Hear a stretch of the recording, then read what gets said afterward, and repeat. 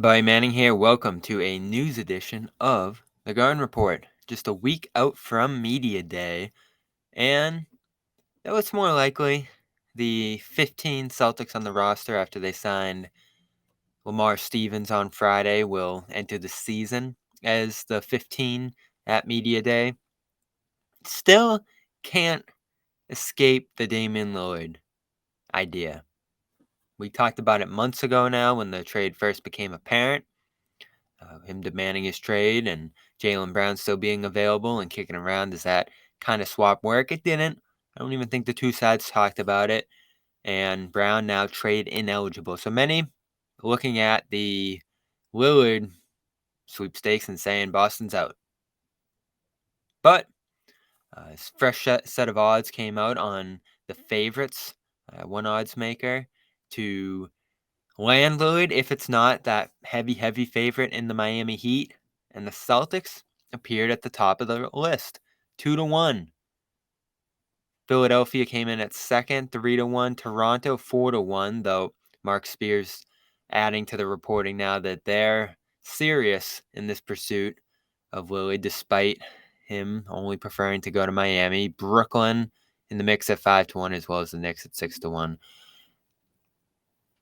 This could just be betting interest here, trying to get money in one direction versus a different.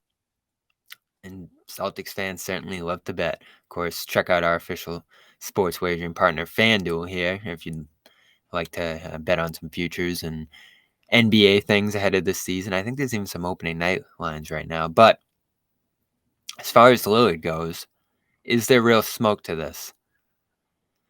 I tend to doubt it. It's improbable he lands on the Celtics, but it's not impossible. And so that's why I gave some thought to it today. I wrote about it on CLNSmedia.com. There is a path to a trade for Lillard. It's not a straightforward one. It might even involve several teams, and it certainly would force the Celtics to sacrifice much of their depth now and into the future, with many draft picks going back to Portland. But would it guarantee a championship for now? I think it would, for three reasons. He solves some of the ball handling concerns on this team. He shoots almost 40% from three on 11 attempts per game, so a perfect fit for the coaching style on this team.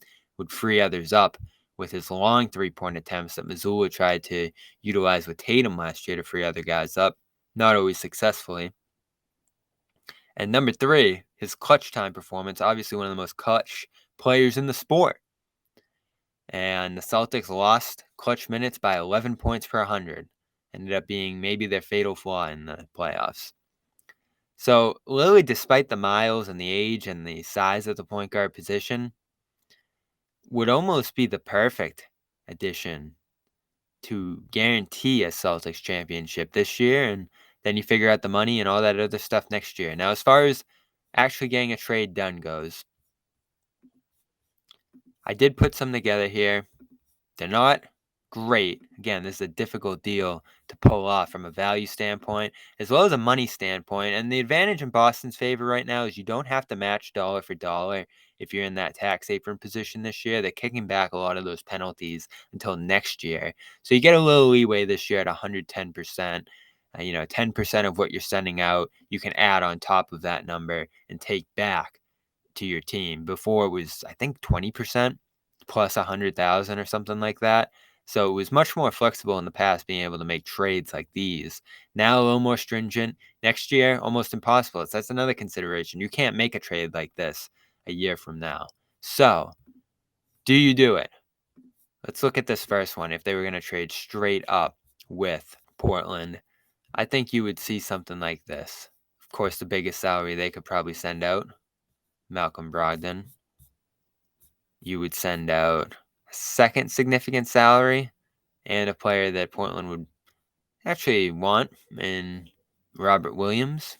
On top of that, you would go with Pritchard's $4 million, Cornette's $2.4 million, and Hauser's $1.9 million. Several players on the roster you can't trade yet because you just signed them, Brissett, Banton among them, as well as Fima Hailuk. And they could trade as many as 3 straight up pick trades as well as 3 swaps or 2 swaps, right? You're talking about 26 and 29 at that point. So those 5 from Boston plus the Golden State pick from 2024. So a couple swaps, 4 first you could do. It's a lot. A lot of picks would eliminate the Celtics' future flexibility, maybe put them in a terrible position by the end of the decade from a money standpoint. But is it worth it for a wing? For 1 ring, 2 rings maybe? That's what you got to ask here. And there's some other scenarios, maybe lighter on the picks. Looping in Phoenix might help, though they don't have other picks here. Just could add value to the Trailblazers end if they don't see this package as enough. DeAndre Ayton comes over, they're able to move off that Yusuf Nurkic contract. And believe it or not, they actually end up saving money in this situation because Brogdon's rerouted to the Suns, who could use a point guard. I think they'd be thrilled to have Brogdon and get off that Ayton contract, it appears. 4-teamers where it gets a little difficult. You do have the Heat here hanging around. Could the Celtics facilitate a trade for Lillard? Even send him to the Heat? It's tough. Again, in this situation here, which does make my head spin a little bit, I think the Trailblazers come out okay here because you can add 6 to... Well, actually, they don't come out okay here because you can only add 6 at $62 million coming in. So that brings you to 68. They had about 7 here in this deal, so you'd probably have to take back Hauser. Does that end up pushing the Celtics too high? Probably here. So yeah, this deal doesn't even work. Is what I imagined as far as a 3-4 team trade deal goes, and you don't want to trust me on those because I am not good enough with the cap to spin something like this together. But again, the framework of something like this is what gets the Celtics a contract coming back. Them sending out a Brogdon and Hauser kind of set up, and then a bunch of different assets going to Portland. Miami getting Lillard back, sending out some of their own picks. Maybe the Celtics send a pick or 2 to help facilitate a deal while bringing back a player that they want. Is that Tyler Hero? Is that Buddy Hield? We kicked around him a couple days ago. Not necessarily deals I would do, but this is how the Celtics could get in here as a facilitator. They don't have a ton of money to send out, but if things go haywire on this Brogdon situation and they feel like they need to move on from him, this would be a creative way to do it and actually get something back that you like here. So again, this deal doesn't work here. Really tough to pull these deals off into the future for teams in contention situations like Phoenix, Boston, and Miami here, just because of the restrictions of the new second apron. And those will become even more stringent next year. So again, this is why I say it's improbable this deal gets done. Not impossible. I just found it interesting today that someone listed Boston among the favorites to land. And Mark Spears also said Tatum's been in his ear through the offseason. And I think, like many said when we debated at the time, would be thrilled to get this done without Brown. Brown, Porzingis, Tatum, Lillard. That's formidable. And if you keep backup big like Al Horford in the mix, Derek White certainly, I think, needs to stay here, and I don't even think Portland would want him. Would be tough to reroute him. Need an extension, I'd imagine. This is tough. I like Toronto's offer. OG Anunoby, Grady Dick, bunch of future firsts. Portland rather, could reroute OG for multiple firsts, I'm sure, even though he's due a contract too.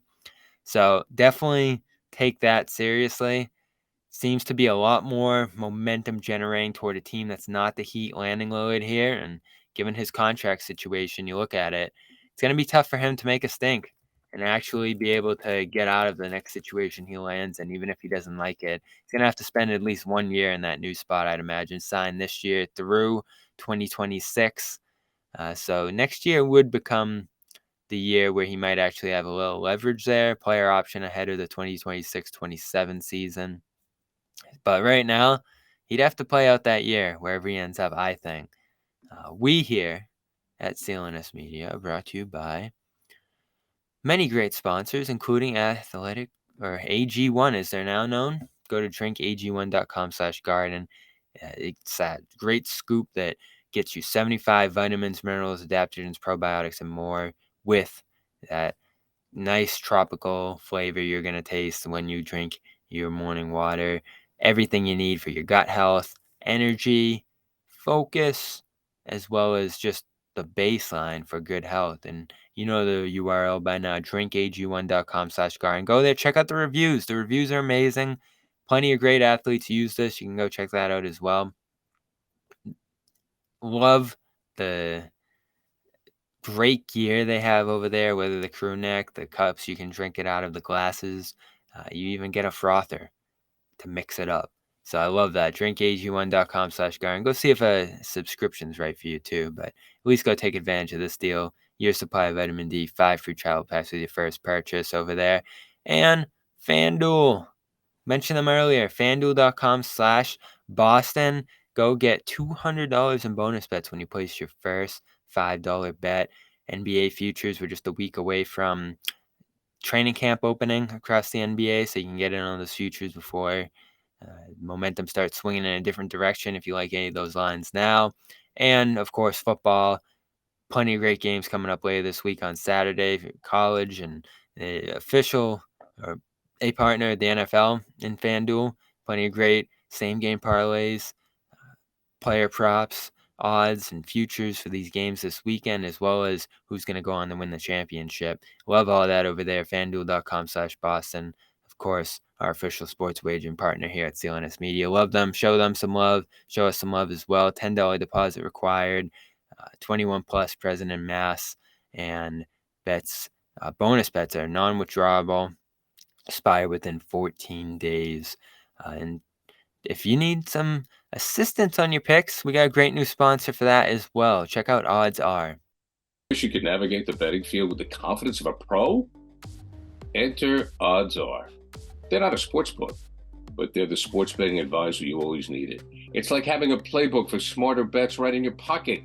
I've been absolutely loving the experience, and I think you will too, especially since Celtics All Access listeners get a 30-day free trial. Elevate your game day and join the smart betting revolution. Go get it at oddsr.com/Celtics. That's oddsr.com/Celtics. Fall season already in swing, you might be looking for wholesome, convenient meals for jam-packed days. Factor, America's #1 ready-to-eat meal kit, can help you fuel up fast with chef-prepared, dietitian-approved, ready-to-eat meals delivered straight to your door. Head to factormeals.com/newsfeed50 and use code newsfeed50 to get 50% off. That's code newsfeed50 at factormeals.com/newsfeed50 to get 50% off. All right. Shout out to Factor Meals as well. Love them. Love the shakes. Really great packages, new meal kits for your busy fall. So go check that out. Newsfeed50, the code you want to check out. Factormeals.com/newsfeed50. I'm Billy Man. This has been a news edition of the Garden Report. We'll see you later this week for more conversation, news, whatever it might be. Celtics All Access, CLNS Media, and Media Day now scheduled 10:30 next Monday. You'll be able to join us live. We'll have more information on that coverage of Media Day, Celtics Media Day, now just a week away. Coming here on CLNS Media as well. I'll be there. Whole crew will be down there checking out all the new and old Celtics and big storylines going into this year. Until then, it's been the Garden Report.